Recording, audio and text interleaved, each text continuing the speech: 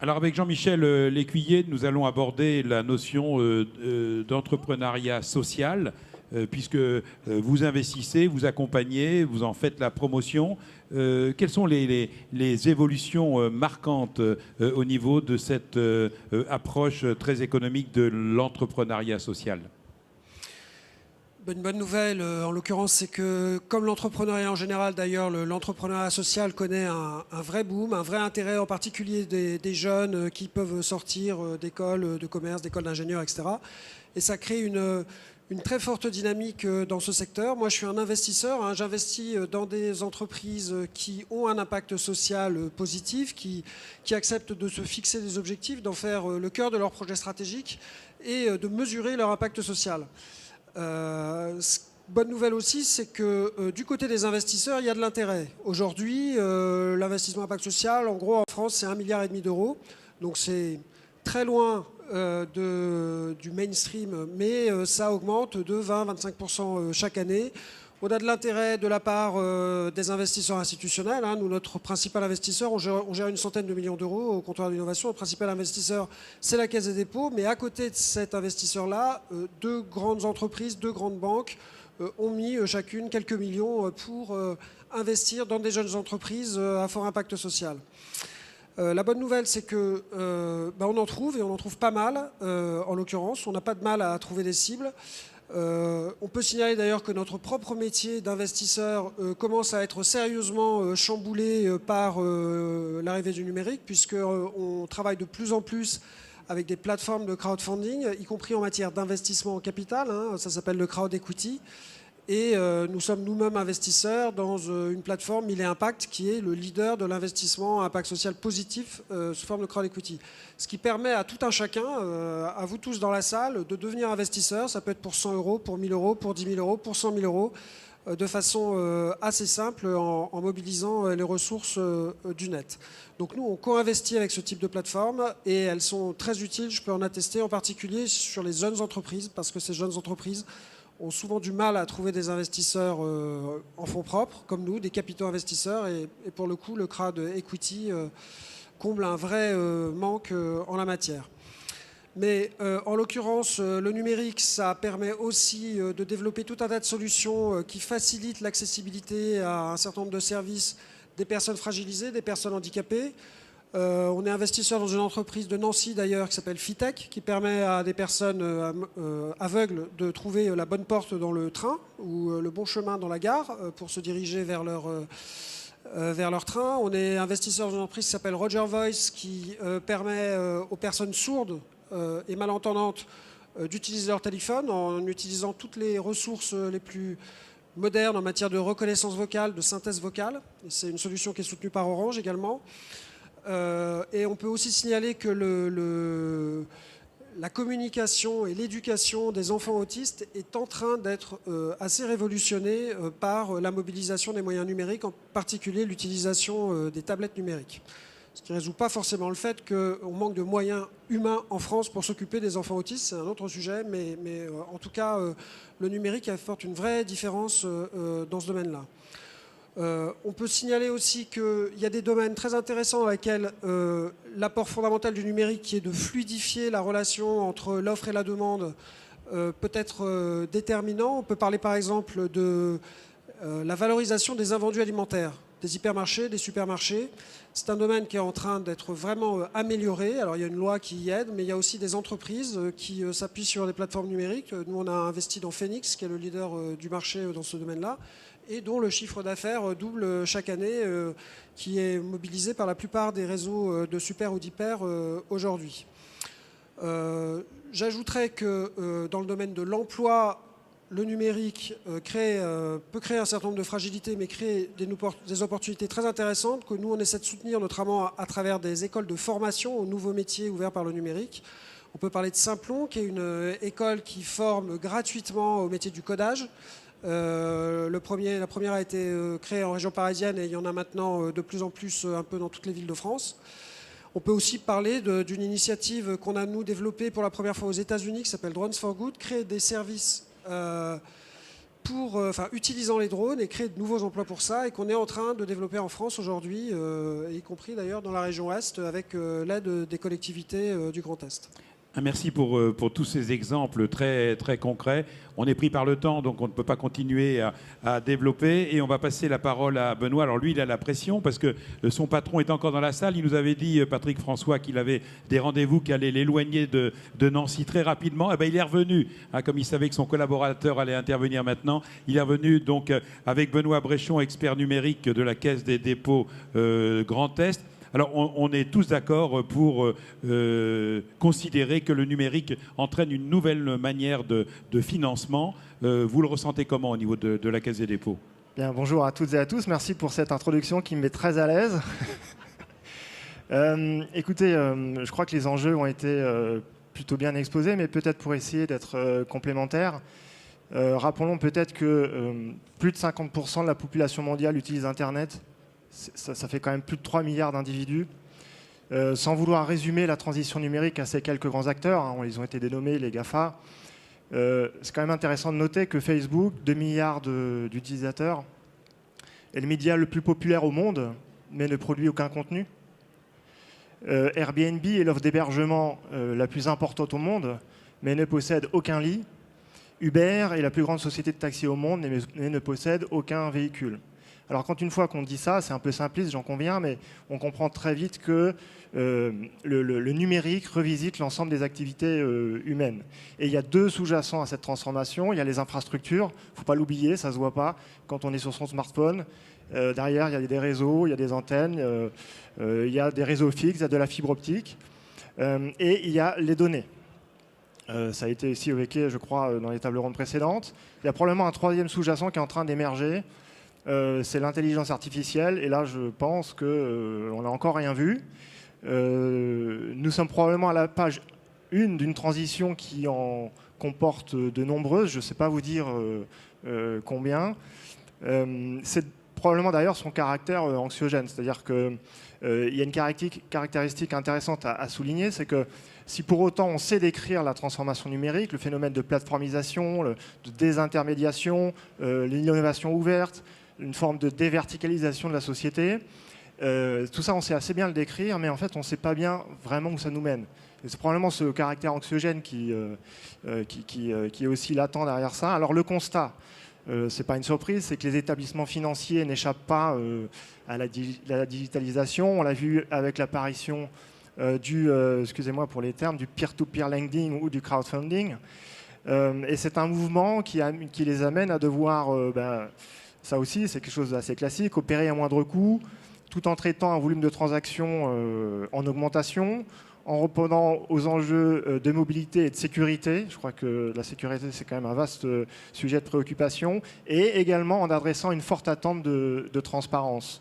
Alors, s'agissant de la Caisse des dépôts, au-delà de nos interventions, comme dans les infrastructures, d'ailleurs le Grand Est est très moteur sur le sujet, et c'est vraiment un sujet qu'on souhaite accompagner très fortement, ou dans les startups, récemment avec Quant, ça a été évoqué puisque nous sommes intervenus pour soutenir le développement de Quant. J'aimerais évoquer avec vous deux illustrations concrètes. Une qui touche à la technologie, alors c'était la blockchain, donc ça a déjà été largement présenté, donc je vais peut-être aller un peu plus vite. Et une deuxième qui s'apparente plus à la démarche, parce que le numérique c'est aussi ça, c'est aussi une façon d'aborder les choses un peu différemment, qui concerne le compte personnel d'activité. Alors sur la blockchain, je vais très vite. Vous avez compris que c'était en gros, pour faire très simple, une base de données décentralisée, partagée, qui a pour conséquence qu'on désintermédie les acteurs, et que donc, typiquement, pour prendre un exemple simple, lorsque vous voulez envoyer une transaction de fonds de A vers B, aujourd'hui vous passez par un organisme central, bien souvent c'est une banque ou un courtier, que sais-je. Avec la blockchain, vous pouvez le faire directement de A vers B. Donc on comprend bien que c'est assez disruptif. Alors ça a de nombreuses applications potentielles. Alors évidemment, banque, assurance, mais aussi immobilier, santé, énergie, ça a été évoqué. Et la Caisse des dépôts s'intéresse évidemment aux opportunités de cette technologie, à ses impacts. Et nous avons lancé une initiative de place sur la blockchain avec des partenaires initiaux. On était au nombre de 11, maintenant on en a 19. Avec des noms comme Banque Populaire, Caisse d'Épargne, CNP Assurance, Crédit Agricole, la Banque Postale, etc.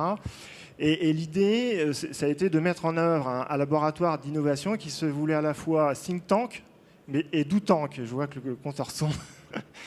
Il ne faut pas le dépasser parce qu'on est très en retard. Donc on a lancé CTI Le Place et l'idée c'est de mutualiser des démarches d'exploration pour pouvoir tester des cas d'usage réels. Je passe très vite. Le deuxième sujet que je souhaitais évoquer, c'était le compte personnel d'activité qui est en œuvre depuis le début de l'année, qui a été confié à la Caisse des dépôts. Dans le compte personnel d'activité, vous pouvez avoir accès à vos droits à la formation professionnelle, à des services numériques sur notamment tout ce qui est autour des parcours professionnels. Ce portail a été mis en œuvre par la Caisse des dépôts. 3 maîtres mots pour la construction de ce portail. Agilité, co-construction, ouverture. Agilité, on a utilisé les méthodes agiles avec des livrables toutes les 3 semaines. On l'a co-construit avec les utilisateurs finaux, avec des professionnels de la formation et de l'accompagnement à l'emploi. Et ouverture, parce qu'on a intégré des services de start-up pour enrichir le portail. Et je crois que j'arrive à 9 secondes, 10 secondes. Non, c'est bon. Et c'est bon pour la promo. Voilà, la promotion pour vous, bien sûr. Donc, on va se tourner tout de suite vers Audrey. Alors, elle est plus décontractée parce que Monsieur Benoît Mercier, le président de la Caisse d'épargne, est parti. Donc là, vous pouvez y aller tranquille. Mais on respecte le chronomètre. Il est là, devant vous. Vous êtes directrice du marché des jeunes entreprises innovantes au sein de la Caisse d'épargne. Alors, à une époque, on va dire que les startups, pour être financées, étaient obligées de rentrer quand même quelque part dans le système bancaire. Et aujourd'hui, eh bien, renversement de situation, c'est aux banques de s'adapter aux demandes des startups. Oui, alors on a pas mal parlé là de crowdfunding et c'est vrai que quand on parle de financer autrement, puisque c'est le thème de cette intervention, c'est peut-être la première chose qui nous vient à l'esprit. Alors dans le baromètre du crowdfunding 2015, il est noté que les montants levés par les plateformes participatives s'élèvent à 300 millions d'euros, que c'est en nette augmentation. Et bon, j'ai pas encore les chiffres 2016 parce qu'on n'est qu'en février, donc je pense qu'ils sont pas encore sortis, mais on peut parier que ces montants continuent à augmenter. Alors ce chiffre est assez révélateur, en fait, je pense, d'un changement de comportement des clients qui vont en fait chercher des financements directement auprès d'investisseurs particuliers, et puis également sur des nouveaux modes de financement qui se développent.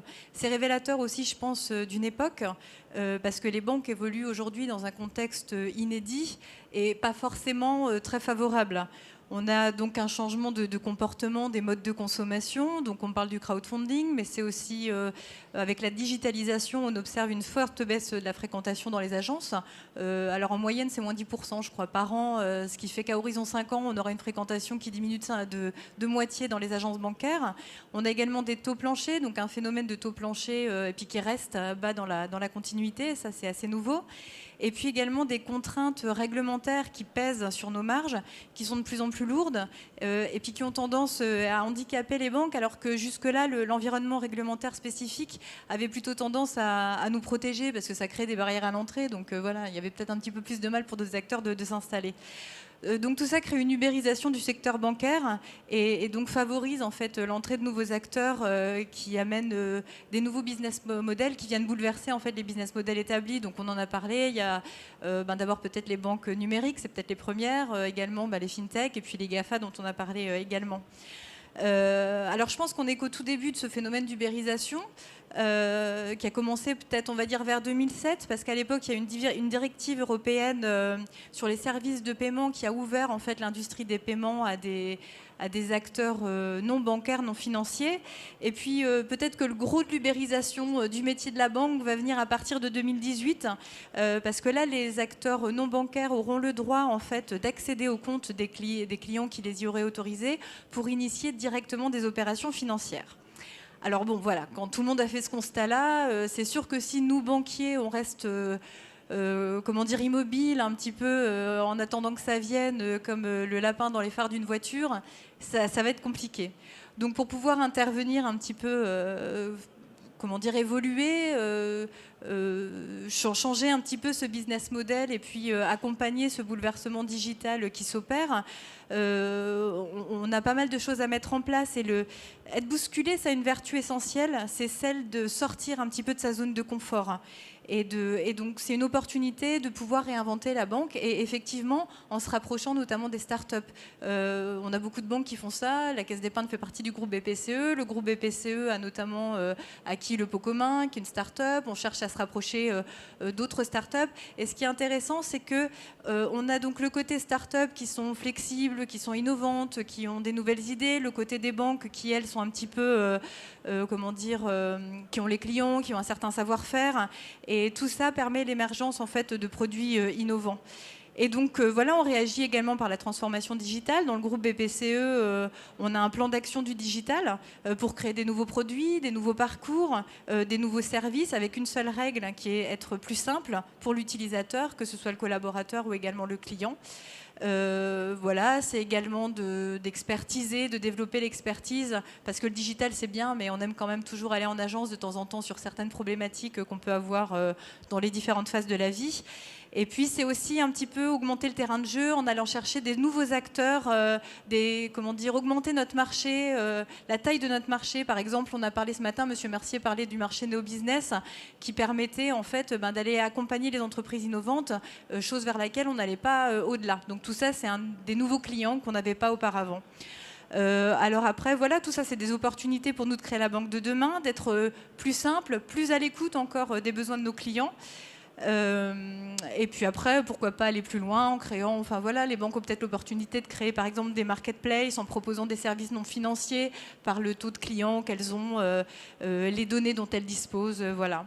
Et puis juste pour finir, je voudrais reparler du terme d'ubérisation, parce que si le terme d'ubérisation est nouveau, je pense que le phénomène en fait est assez ancien. Alors, il y a la partie évidemment digitale, technologie, qui celle-là est assez nouvelle. Mais finalement, alors quelqu'un disait tout à l'heure que c'était supprimer des intermédiaires. Moi, je pense qu'au contraire, c'est mettre en place des nouveaux intermédiaires pour fluidifier, pour simplifier, mais en tout cas, un nouvel intermédiaire qui devient incontournable entre un client et son fournisseur. Et quelque part, je pense que le premier ubérisateur du monde, c'était peut-être le banquier Lombard qui s'est mis entre celui qui avait de l'argent à prêter et puis celui qui avait besoin d'argent. Donc voilà, on en a sous le pied encore, je pense. Merci à vous, Audrey. On va enchaîner tout de suite avec Gwenola Elzener, qui effectivement va nous parler au nom de KPMG. Alors, ennemi ou ami, Uber, comment effectivement vous prenez cela? Menace ou bien opportunité? Alors merci, bonjour à tous. Pour répondre à votre question et pour accompagner au mieux nos clients, il faut évidemment les comprendre. On a resitué le contexte tout à l'heure de ce monde qui s'accélère, qui change, la fin du règne de l'informatique assise et tous les modes de fonctionnement qui sont liés, l'utilisation de 7 milliards de téléphones portables, 1,7 milliard d'utilisateurs de Facebook, une abondance de capital, des prises de risques beaucoup plus importantes. Et effectivement, nous, dans nos clients, on voit émerger toutes ces entreprises, ces startups de la nouvelle économie, toutes celles qui sont présentes aujourd'hui. Et pour mieux les accompagner, il faut mieux les comprendre.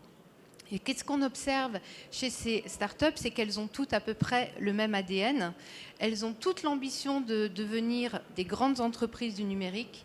Elles ont immédiatement une ambition qui est mondiale. Elles ont vocation effectivement à avoir une croissance extrêmement rapide. Ces startups, elles fonctionnent toujours dans l'urgence, sur un mode assez radical d'exécution. Elles connaissent extrêmement bien leur marché, leurs clients, les nouveaux modes d'usage et de consommation. Et surtout, les entrepreneurs qui les dirigent se disent qu'ils n'ont rien à perdre, tout à gagner, parce qu'ils ont assez peu d'actifs embarqués.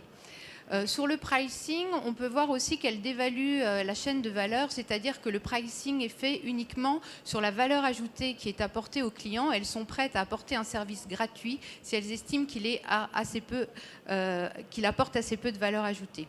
Aujourd'hui, ces startups, elles sont positionnées sur le B2C, en donnant effectivement une place prépondérante aux consommateurs, mais on voit aussi qu'elles évoluent vers le B2B, évolution qui vient aussi au rythme des besoins, des usages et des demandes. Donc là, l'ubérisation, c'est véritablement une belle opportunité.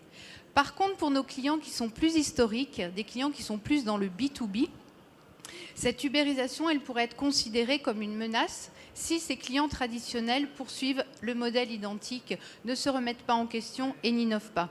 Et cette ubérisation et l'ensemble de cet écosystème bouillonnant des startups, ça peut être un beau levier, une belle opportunité pour ces entreprises traditionnelles de se mettre en capacité d'innover pour séduire, fidéliser leurs clients, mais aussi pour fidéliser leurs collaborateurs. Donc certes, ces entreprises plus traditionnelles sont beaucoup moins agiles, mais justement en mixant ces deux mondes, start-up et monde des entreprises plus traditionnelles, on va permettre de faire en sorte que cette ubérisation soit une belle opportunité aussi pour les entreprises plus traditionnelles et un levier de croissance en les aidant à modifier leur business model ou leur operating model. Bien, bah écoutez, c'est parfait. On va effectivement avec... alors, peut-être un mot en matière de développement. Oui, en matière de développement. Bon, là, on a bien compris, vous avez fait le plus difficile. Vous vous êtes adapté à ce nouveau terrain. Et oui, c'est vrai que le chronomètre me pousse. Et donc, en matière de développement, en 1 minute, comment vous allez pouvoir vous en sortir? Alors, très bien. Donc, KPMG ayant bien compris cet écosystème et puis ces mondes économiques qui évoluent, donc KPMG, le cabinet, évolue aussi, lui, en interne, en présentant des nouvelles offres Big Data, en présentant de l'expertise comptable collaborative. On est en plein dans la transition digitale. On est poussé par cette transition et on l'a mise en œuvre. On est en capacité, puisqu'on a compris cet écosystème des startups, d'accompagner toutes les entreprises dans les étapes clés de leur croissance et surtout aussi de faire en sorte que la transition digitale chez nos clients plus traditionnels puisse se faire grâce à la mise en relation de ces deux écosystèmes. Et KPMG a développé une offre qui s'appelle CoVenture et qui met en relation nos clients, nos grands comptes, les clients du CAC 40, en relation avec les startups du territoire.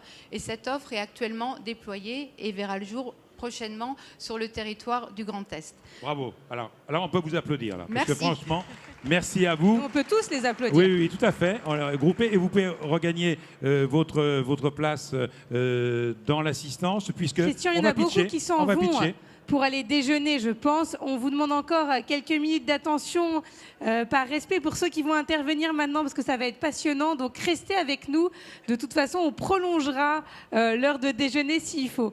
Et donc pour notre petite série de pitch, je vais accueillir Pierre-Olivier Defouque, directeur général d'ILP Sadépart. Bonjour. Donc votre entreprise est engagée dans l'écosystème Laurentech qui soutient les startups et investit en amont. Vous avez 2 minutes, pas plus, sinon le bip va sonner. Le compteur va se remettre en route. Mais on vous fie à celui du bas. On chronomètre pour vous. Et je me fie à vous. Je vous fais voilà, stop exactement. Allez-y. Bonjour à toutes et à tous. Je suis ravi d'avoir l'opportunité en 2 minutes top chrono de vous présenter le Fonds Venture Numérique Lorrain, qui est un fonds de capital risque dédié à l'accompagnement des startups du territoire du Grand Est. Ce fonds a été créé il y a quasiment 2 ans, jour pour jour, par l'ILP. L'ILP est un fonds d'investissement régional qui a été créé il y a plus de 30 ans sur le territoire et qui a, sur la durée, accompagné plus de 500 entreprises, investi plus de 130 millions d'euros. Parmi ces 500 entreprises, citons quelques startups, quelques références, quelques pépites technologiques comme Adista, Applicam, ici présent, et plus récemment Mesagraph. Mesagraph qui a été la première start-up rachetée par Twitter en 2014. Cette dernière opération nous a permis de convaincre nos actionnaires, qui sont des actionnaires institutionnels, publics et privés, régions, BPI, des grands groupes et des banques, de la nécessité de pouvoir investir des montants conséquents, plus importants que ce qu'on pouvait historiquement faire dans les start-up du numérique. Nous avons mobilisé toute notre énergie pour pouvoir créer, avec un premier montant de 7 millions d'euros, début 2015, le fonds Venture Numérique. Ce fonds, qu'est-ce qu'il vise? Il vise à accompagner des projets à fort levier d'innovation et fort potentiel de création de valeur dans le domaine du numérique sur tout le territoire du Grand Est. Qu'est-ce qu'on apporte? On apporte des fonds propres, c'est-à-dire du capital patient, dès la création de l'entreprise, à l'époque où il n'y a pas ou très peu de chiffre d'affaires. Nous investissons des montants qui sont compris entre 100 000 et 1 million d'euros sur plusieurs tours, avec évidemment des objectifs qui sont en permanence révisés. Ce qui est intéressant de noter, c'est que notre apport permet de faire levier sur d'autres ressources, puisqu'on co-investit systématiquement avec des business angels. On a évoqué le crowdfunding, ça peut être évidemment également avec des investisseurs avec des plateformes de crowdfunding. Le retour d'expérience montre également que pour 1 euro que nous investissons, nous arrivons à mobiliser 2 euros. 2 euros de financement auprès de la BPI et auprès de l'ensemble des banques du territoire. Comment on procède? Vous n'avez plus de temps pour procéder là. J'ai plus de temps pour procéder. Non, je vous laisse 5 secondes. Vous me laissez 5 secondes. 5 secondes pour vous dire qu'en 2 ans, on a d'ores et déjà investi la moitié du fonds auprès de 11 startups, des startups très diversifiées. On va de la fintech, Sésame, à la foodtech, en passant par la big data, Wise, avec des startups très prometteuses. Le plus simple, c'est de nous contacter. Nous sommes derrière sur un stand. À très bientôt. Merci infiniment. Bravo, merci beaucoup, bravo, merci à vous. Et maintenant, vous en avez parlé, on accueille Éric Delavacrie, directeur marketing de DocaPost Applicam, à venir nous rejoindre sur scène. Donc, c'est une application, c'est une solution de carte numérique qui agrège tous les financements possibles pour faciliter la vie des étudiants, entre autres. Vous pouvez prendre le micro qui est juste là. 2 minutes pour une carte. 2 minutes. Voilà. Très bien. Donc, bonjour à tous. Donc, DocaPost Applicam, nous sommes une filiale numérique du groupe La Poste et on gère depuis une quinzaine d'années des dispositifs d'aide, de gestion d'aide pour les collectivités. L'objectif principal, c'est de permettre un pilotage fin de l'attribution des aides et de leur utilisation dans un circuit de partenaires conventionnés. 3 grands types d'aides sont gérés par nos soins, les aides en particulier pour les jeunes, la culture, le loisir, les manuels scolaires, les aides qui tournent autour des aides aux employeurs d'apprentis et des stagiaires de la formation professionnelle, et aussi tout ce qui touche au transport et à la mobilité. Donc, au début des années 2000, ces dispositifs étaient très fortement liés à une organisation logistique forte, puisqu'on était dans un monde très physique. On gérait des formulaires papier pour les jeunes, on gérait des titres papier pour les partenaires, on gérait des états de gestion papier pour les collectivités. Donc on était vraiment dans un environnement très très matérialisé. Tout au long de ces années, DocaPost a poussé la dématérialisation de ces services. Dans un premier temps, sur toute la partie enrôlement des bénéficiaires, avec la mise en place non seulement d'outils web, mais aussi de cartes à puce rechargeables qui permettaient de mutualiser et de centraliser l'ensemble des aides. Et puis, au-delà à l'aboutissement, à l'issue de cette phase-là, on a évidemment fait des gains et des économies, et en particulier en termes de gestion des consommables. Et on a amené néanmoins beaucoup de souplesse et de réactivité dans la mise en œuvre de ces dispositifs. La seconde phase, elle a touché la dématérialisation de tous les modes de paiement des partenaires, où là on s'est appuyé sur les nouveaux usages, et aujourd'hui on s'affranchit du matériel monétique pour utiliser les nouveaux matériels type smartphone, QR code, tablette, PC. Ces 2 phases ont permis de dématérialisation d'arriver dans ce qu'on appelle aujourd'hui la 3e phase, qui se rapproche de l'ubérisation, où en fait les grands enjeux maintenant, vu que ces outils sont beaucoup plus proches de l'événementiel, ça va être de mettre en relation les partenaires et les bénéficiaires pour que cet écosystème il vive de manière autonome et il s'anime de manière autonome. Chaque acteur, bénéficiaire ou partenaire, devenant proactif et pouvant être force de proposition pour enrichir l'offre et l'utilisation dans cet écosystème. Merci beaucoup. Voilà. On va vous applaudir. Parce qu'on fait la même règle pour tout le monde, sinon après on se fait taper sur les doigts. Voilà, parfait. Merci beaucoup. On peut vous retrouver, je suppose, juste... Voilà. Merci beaucoup.